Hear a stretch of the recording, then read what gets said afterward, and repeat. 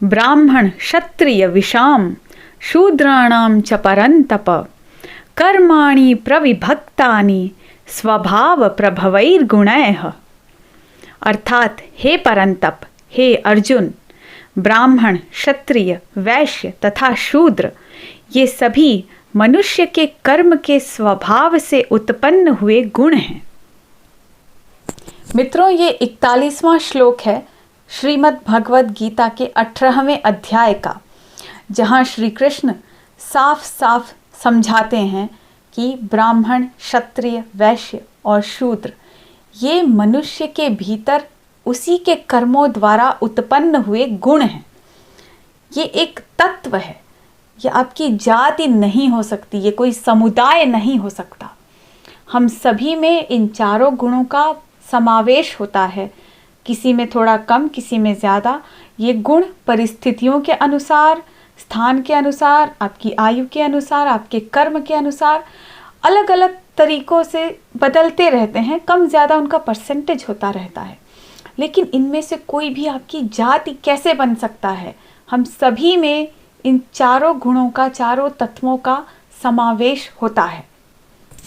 और आगे श्री कृष्ण कहते हैं कि सभी मनुष्य जन्म से शूद्र होते हैं और उसके बाद जिस तरह से उनका आचरण होता है, जिस तरह के उनके कर्म होते हैं, उसी के अनुसार वे अपना वर्ण चुनते हैं।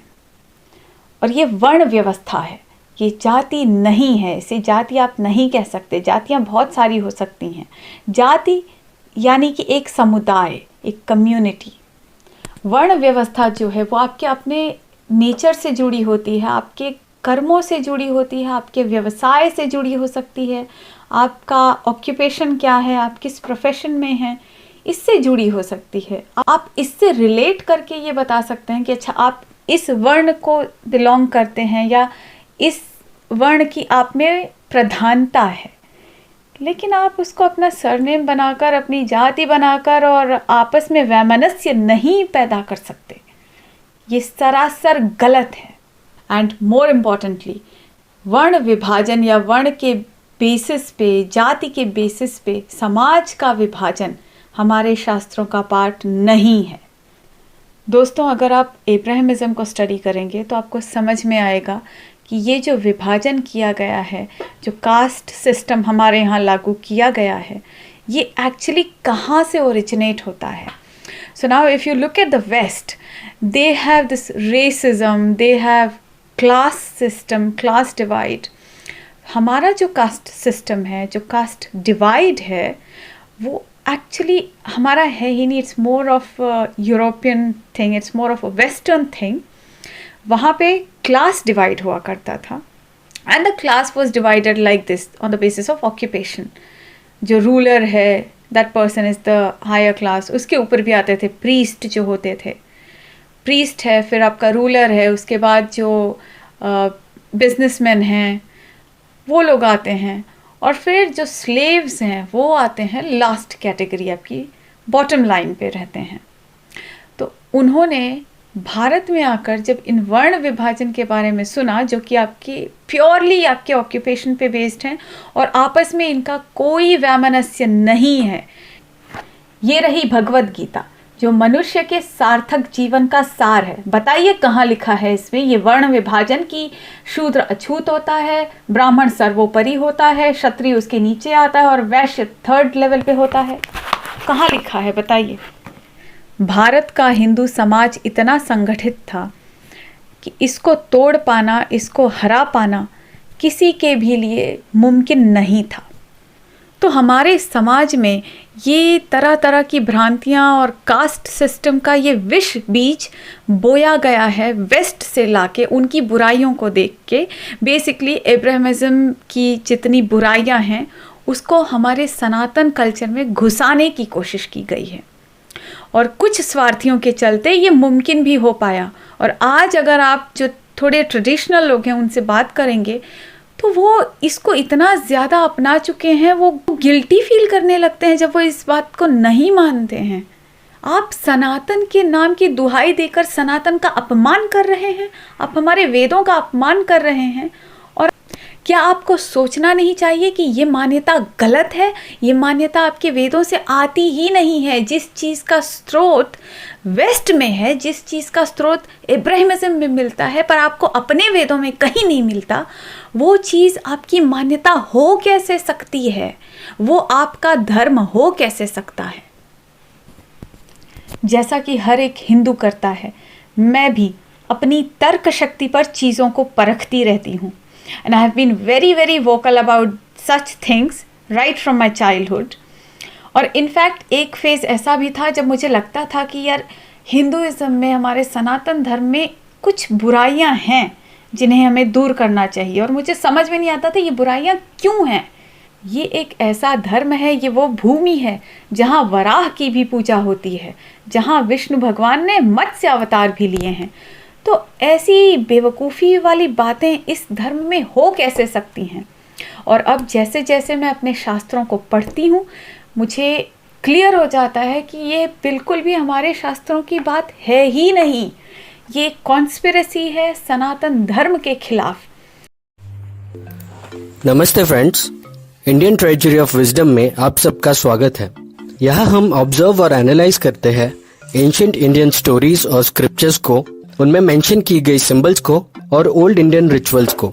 तो आइए देखते हैं कि इन सब में हमें क्या नॉलेज और विजडम छुपा हुआ मिलता है। तो चलते हैं अनगिनत स्टोरीज एंड स्क्रिप्चर्स के सेगमेंट में और पता लगाते हैं कि स्क्रिप्चर्स में क्या छुपा है। तो दोस्तों, आज हम बात करेंगे कास्ट की। आप सभी जानते ही होंगे कि जब कास्ट की बात आती है तो इन 4 कैटेगरी से कास्ट को डिफाइन किया जाता है: ब्राह्मण, क्षत्रिय, वैश्य और शूद्र। बट कास्ट को जब हिंदी में देखा जाए तो इसे जाति कहते हैं, जो स्क्रिप्चर्स के हिसाब से एक इंसान के कम्युनिटी या जो ग्रुप में वो रहता है उसे इंडिकेट करता है। हालांकि जो 4 कास्ट की हम बात कर रहे हैं उसे एक्चुअल में कहते हैं वर्ण, जो डिफाइन करता है एक इंसान का टाइप उसके काम करने के हुनर से।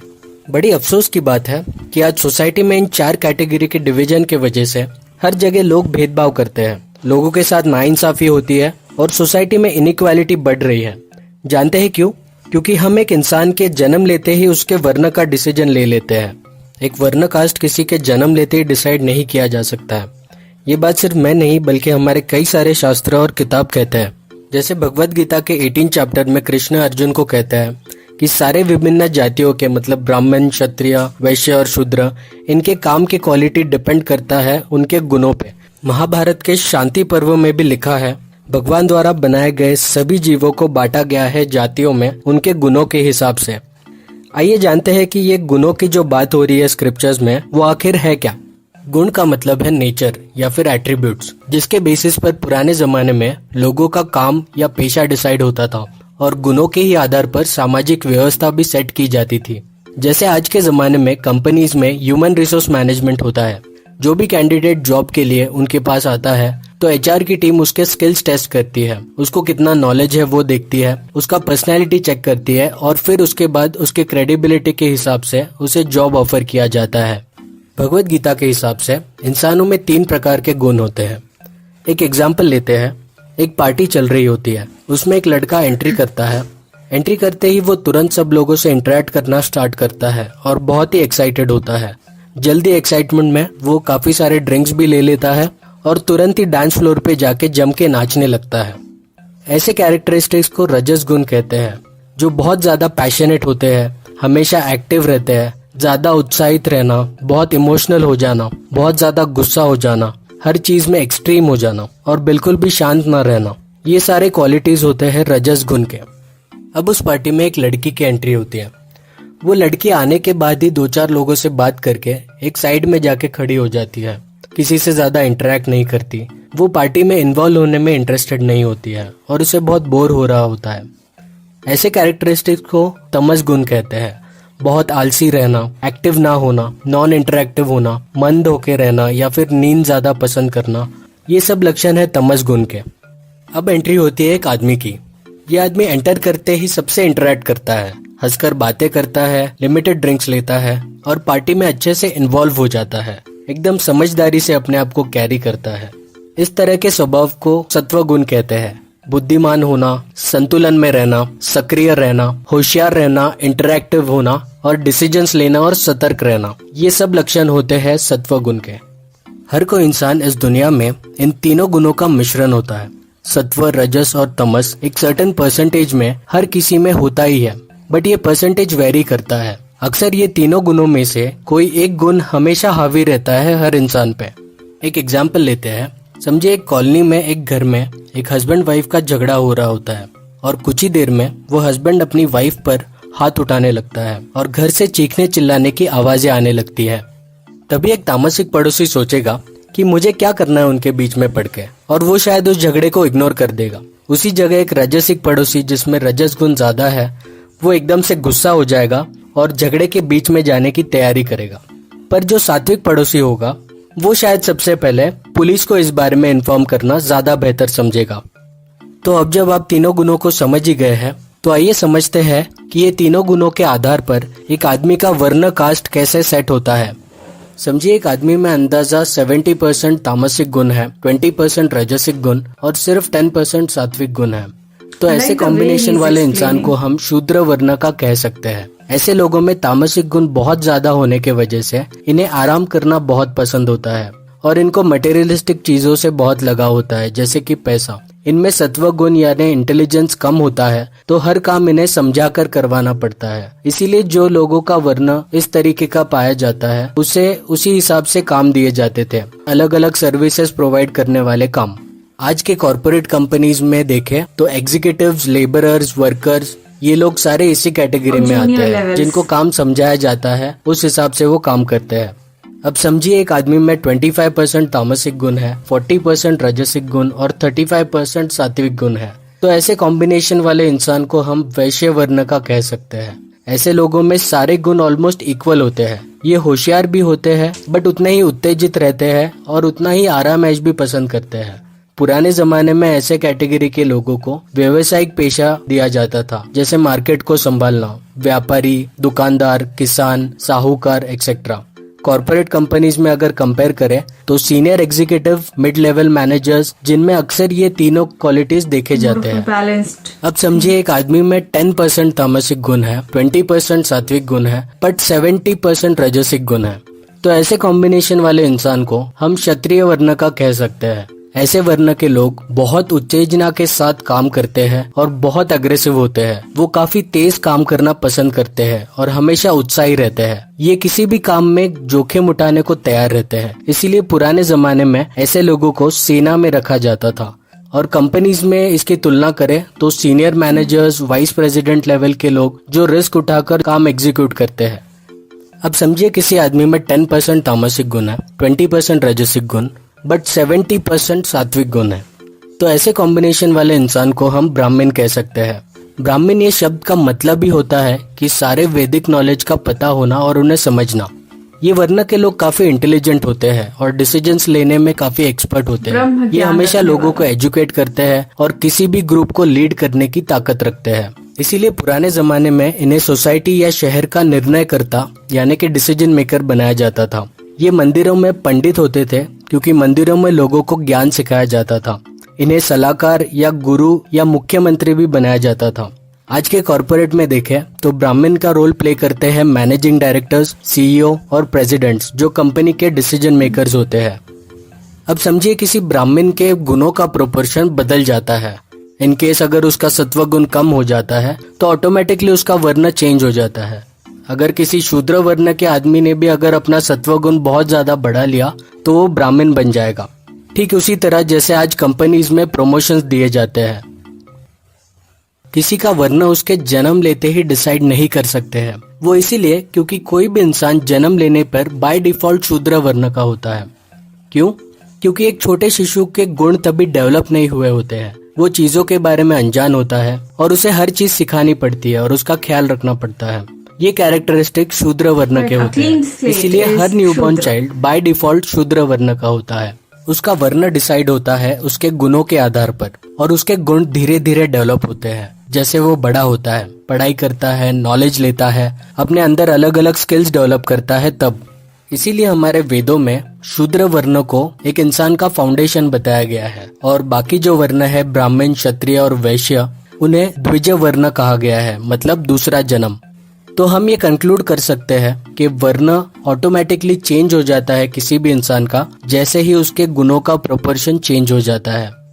व्यास ऋषि को तो आप लोग जानते ही होंगे, इन्होंने भारत का सबसे बड़ा एपिक बुक महाभारत लिखा था। बट ये बात बहुत कम लोग जानते होंगे कि पुराने स्क्रिप्चर्स के हिसाब से वो एक शूद्र कास्ट के मछुआरन के संतान थे जिनका नाम सत्यवती था। एक शूद्र माँ के संतान होने के बजाय भी वो उनके काम के द्वारा ब्राह्मण बने और इतनी बड़ी एपिक लिखी। ये है ऋषि वाल्मीकि, इन्होंने रामायण लिखी थी। ये बहुत ही ज्ञानी व्यक्ति थे और इन्हें बहुत वास्ट नॉलेज था सारे वेदों के बारे में। बट आप ये जान के हैरान होंगे कि इनकी परवरिश भी एक शूद्र कास्ट के शिकारी परिवार में हुई थी और कुछ लोग तो ये भी कहते हैं कि उनके बुरे वक्त में वो एक डाकू हुआ करते थे। उन्होंने भी अपने मेहनत, बुद्धि और काम के दम पर एक ब्राह्मण ऋषि का पद हासिल किया। पर वक्त के चलते पुराने जमाने में कुछ करप्ट लोगों के वजह से वर्ण सिस्टम को लोग सरनेम से पहचानने लगे और ब्राह्मण का बेटा ब्राह्मण माना जाने लगा। और तो और इसी के चलते सोसाइटी ने वर्ण कास्ट कंसेप्ट जो कि कर्म और गुण पे बेस्ड होना चाहिए उसे जाति कंसेप्ट के साथ जोड़ दिया जो कि कम्युनिटी बेस्ड होता है। इनफैक्ट गीता में भी लिखा है, जन्म लेना कारण नहीं है मेरे दोस्त, ये गुण है जो मांगल्य का कारण होता है। इससे तो हम ये पक्का कह सकते हैं कि वर्ण ये कर्म और 3 गुणों से डिटरमाइन होता है, ना कि किसी इंसान के सरनेम से। और एक चीज है जिसे इंडिया में कई लोग मिस इंटरप्रेट करते हैं, ऋग्वेद, अथर्ववेद और यजुर्वेद में इसका वर्णन है। और आपने भी कई लोगों से सुना होगा या फिर पढ़ा होगा कि विष्णु भगवान के सिर से ब्राह्मण आया है, उनके हाथों से क्षत्रिय आया है, उनके पेट से वैश्य आया है और उनके पैरों से शूद्र आया है। पहली बात तो ये बता दूं कि वेदों में ऐसा नहीं लिखा है कि विष्णु के किसी बॉडी पार्ट में से कोई आया है। रादर ऐसा मेंशन किया गया है कि विष्णु का सिर ब्राह्मण है, विष्णु का हाथ क्षत्रिय है। अब थोड़ा सोचिए, अगर जन्म किसी के माँ के पेट से होता है तो उसे ऐसा तो नहीं लिखेंगे ना कि ये बच्चा उसकी माँ का पेट है। तो फिर स्क्रिप्चर्स में ऐसा क्यों मेंशन किया गया है कि विष्णु का सिर ब्राह्मण है? हमारे वेदों में ऐसा जानबूझकर लिखा गया है क्योंकि विष्णु को एज ए मेटाफर बताया गया है, मतलब वो रिप्रेजेंट करते हैं किसी भी ग्रुप ऑफ पीपल को। फॉर एग्जाम्पल, अगर विष्णु रिप्रेजेंट करते हैं एक सोसाइटी या फिर एक समाज को, तो ब्राह्मण समाज के डिसीजन मेकर्स होते थे उस जमाने में, मतलब सोसाइटी के हेड हुआ करते थे। जैसे आज के जमाने में किसी भी कंट्री का हेड होता है उसका गवर्नमेंट और समाज के हाथ होते थे क्षत्रिय, सेम जैसे आज किसी कंट्री की आर्मी करती है। उसी तरह पुराने जमाने में पेट होते थे वैश्यस, जैसे आज के जमाने में बिजनेसेस और कंपनीज देश की इकोनॉमी चलाते हैं। और समाज के पैर होते थे शूद्रस जो अपने सर्विसेज लोगों को देते थे। आज के जमाने में कंपेयर करें तो आम आदमी जो जॉब करते हैं गवर्नमेंट और बिजनेसेस को अपना सर्विसेज देते हैं। ये कंसेप्ट यूनिवर्सली एप्लीकेबल है पूरी दुनिया में। यहाँ पे विष्णु के जगह पे आप आर्मी, कोई भी कम्युनिटी या फिर किसी भी ग्रुप का एग्जाम्पल लेके देख सकते हो। ये चारों भी वर्ण आपको एग्जैक्टली एप्लीकेबल दिखेंगी। पर दोस्तों, सिर्फ इसीलिए कि ब्राह्मण वर्ण डिसीजन मेकर्स होते हैं तो वो सुपीरियर हो गए और शूद्र वर्ण सर्विस प्रोवाइडर्स होते हैं तो वो इंफीरियर हो गए, ऐसा बिल्कुल नहीं होता है। क्योंकि जितना इम्पोर्टेंट बॉडी का सिर होता है उतना ही इम्पोर्टेंट बॉडी का पैर भी होता है। इसीलिए ये कंसेप्ट बताया गया है विष्णु को मेटाफर दिखा के कि सारे वर्ण इक्वली इम्पोर्टेंट होते हैं।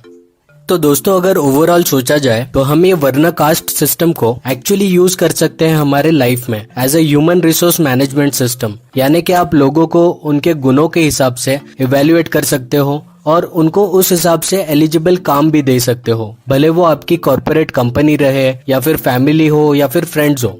इस वर्ण सिस्टम को आप as a self development tool भी यूज कर सकते हो। आप अपने खुद के गुणों के प्रोपोर्शन को इवेल्युएट कर सकते हो, उस बेसिस पर अपना ऑक्यूपेशन भी सिलेक्ट कर सकते हो या अपने टास्क अपने गुणों के हिसाब से कर सकते हो ताकि आपको मैक्सिमम आउटपुट मिले। और हमेशा कोशिश करें कि अपने अंदर के सात्विक गुणों को आप इंक्रीज करते रहे, यानी इंटेलिजेंस या फिर क्रिएटिविटी को, और तमस गुण यानी कि आलस और इग्नोरेंस या रजस गुण यानी कि ओवर एक्साइटमेंट या फिर गुस्सा होना, इनको डिक्रीज करते रहे, जिससे आपकी सोसाइटी में और लाइफ में ग्रोथ होती रहेगी। इस वीडियो का कंटेंट इंस्पायर्ड है स्वामी पार्थसारथी के राइटिंग से। तो फ्रेंड्स, मुझे बहुत इंटरेस्टिंग लगा इनका वीडियो।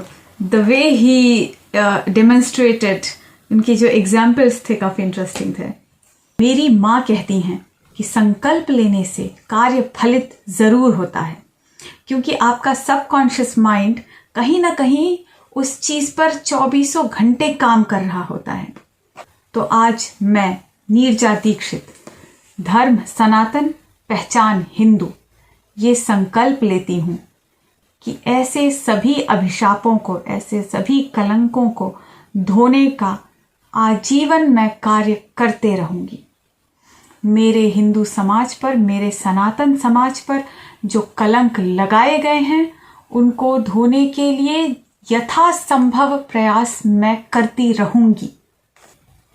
और आप सभी से भी आग्रह है, आप मेरे वीडियो को लाइक ना कीजिए, आप मेरे चैनल को सब्सक्राइब ना कीजिए, आप कोई कमेंट ना कीजिए, लेकिन यदि आपने ये वीडियो देखा है और आप थोड़ा बहुत भी मेरे विचारों से सहमति रखते हैं तो आप एक्टिवली अपने आसपास जहां भी ऐसी बुराइयां देखें, आप उस पर मुखर होकर बोलें।